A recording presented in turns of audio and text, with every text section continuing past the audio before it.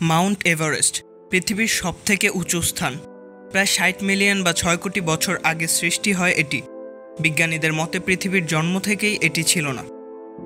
পুরো হিমালয় অঞ্চল গড়ে ওঠে ভারতীয় টেকটনিক প্লেট ইউরেশিয়ান টেকটনিক প্লেটের সাথে সংঘর্ষের ফলে একাংশ উপরে উঠে যায়, আর এরই মাধ্যমে সৃষ্টি হয় পৃথিবীর সর্বোচ্চ স্থানটির।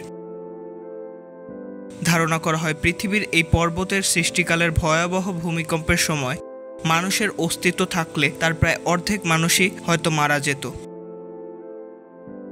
এই পর্বতশৃঙ্গ দক্ষিণ এশিয়ার ভারত, চীনের তিব্বত ও নেপাল সীমান্তে অবস্থিত। তবে মাউন্ট এভারেস্ট নেপালেরই অংশ। এই এভারেস্ট পর্বতের আবিষ্কারের পূর্বে ২৪,১৫৬ ফুট উঁচু সিক্কিমে অবস্থিত কাঞ্চনজঙ্ঘাকে পৃথিবীর সর্বোচ্চ পর্বত হিসেবে ধরা হতো। পরবর্তীতে ১৮৫৬ সালে এভারেস্টের উচ্চতা মাপার পরপরই নতুন সত্য সামনে আসে। ভারতীয় বাঙালি গণিতবিদ রাধানাথ সিকদার প্রথম এর উচ্চতা মাপেন। তখন এর উচ্চতা পাওয়া যায় ২৯,০০২ ফিট বা ৮,৮৪০ মিটার। ১৯৫৫ সালের পরিমাপ অনুযায়ী নতুন তথ্য আসে। এর উচ্চতা তখন সংশোধন করা হয় ৮,৮৪৪ মিটার। প্রায় ৫০০ কেজি ওজনের যন্ত্রগুলো দিয়ে পৃথিবীর তৎকালীন সবচেয়ে শক্তিশালী ব্রিটিশদের তত্ত্বাবধানে এত বড় ভুল কি আসলেই তখন হয়ে গিয়েছিল? এ ব্যাপারে সঠিক করে বলা যাচ্ছে না, তবে এক চাঞ্চল্যকর তথ্য রয়েছে এভারেস্টকে নিয়ে। প্রতি বছরই এভারেস্টের উচ্চতা বৃদ্ধি পাচ্ছে, আর গবেষকদের মতে প্রতি বছর প্রায় ৪.৪ সেন্টিমিটার করে এটি উচ্চতায় বৃদ্ধি পাচ্ছে। ভাবা হয় ২০১৫ সালের ভূমিকম্পে এর উচ্চতা আরও অনেক বেড়ে গেছে।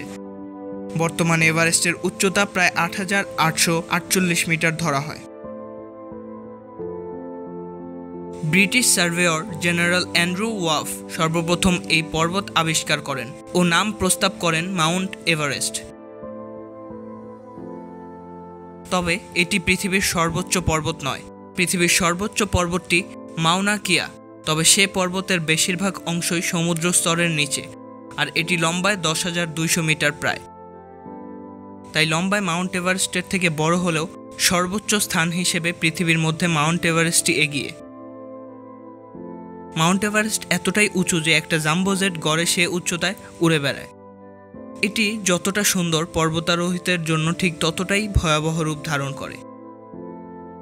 ১৯৫৩ সালে নিউজিল্যান্ডের এডমন্ড হিলারি এবং দার্জিলিংয়ের শেরপা তেনজিং নরগে সর্বপ্রথম এর চূড়ায় পৌঁছেছে বলে ধারণা করা হয়। তবে তাদের আগে অনেকেই এই অসাধ্য সাধনের চেষ্টা করেছে বলে প্রমাণ পাওয়া যায়। ১৯২৪ সালে জর্জ ম্যালোরি মারা যাওয়ার পর তার লাশ ১৯৯৯ সালে এভারেস্টে পাওয়া যায়। এটি এভারেস্টে পাওয়া সবচেয়ে পুরাতন মৃতদেহ।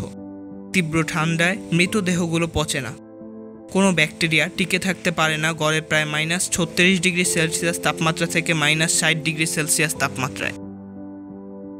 এই অক্ষত মৃতদেহগুলো তীব্র ঝড়ে এক স্থান থেকে অন্যথায় গিয়ে পড়ে। উপরের দিকে অক্সিজেন কমতে থাকে, শুরু হয় মাউন্টেন সিকনেস। আরেকবার ভুল করেও পা পিছলে গেলে হতে হবে অক্ষত লাশের অন্তর্ভুক্ত। পর্বতের বিভিন্ন স্থানে লাশ পড়ে থাকতে দেখা যায়, যেগুলো উদ্ধারও করা হয় না, যার কারণ উদ্ধারকর্মীদেরও থাকে তীব্র প্রাণ ঝুঁকি।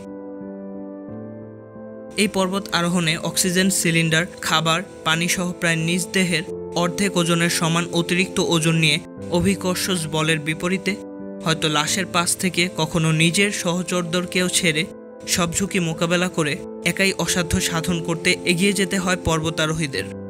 আরও অনেক অজানা ভয়াবহতা ও কল্পকাহিনী প্রচলিত রয়েছে এই সর্বোচ্চ শৃঙ্খকে ঘিরে, তবে নিশ্চিতভাবে পৃথিবীর এক জীবন্ত বিস্ময় এটি।